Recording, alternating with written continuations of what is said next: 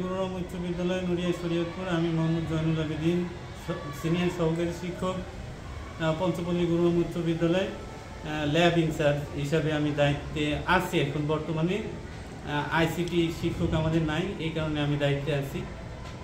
তবে আমরা এই শেখ রাসেল ডিজিটাল ল্যাবটা প্রায় 16-17 অর্থ বছরে সেখানে আমাদের ল্যাবের যে যন্ত্রপাতিগুলো দেওয়া হয়েছিল, 10টা ডেস্কটপ, একটা ল্যাপটপ, একটা প্রিন্টার, একটা স্ক্যানার, একটা ট্যাব, একটা রাউটার, আর একটা হচ্ছে মাল্টিমিডিয়া প্রজেক্টর, আর মাল্টিমিডিয়া প্রজেক্টরের পর্দা দেওয়া হয়েছিল একটা।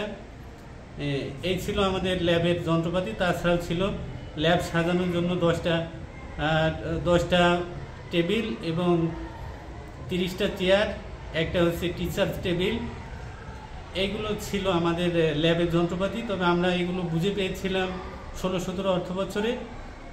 6 মাস পরে থেকে আমাদের টাবল দেওয়া শুরু করে আমরা জানাইতে থাকি উপর মহলে, কিন্তু এর যথাযথ সমাধান আমাদের দেন নাই। এটাই ছিল এই ল্যাবের সর্বশেষ তথ্য।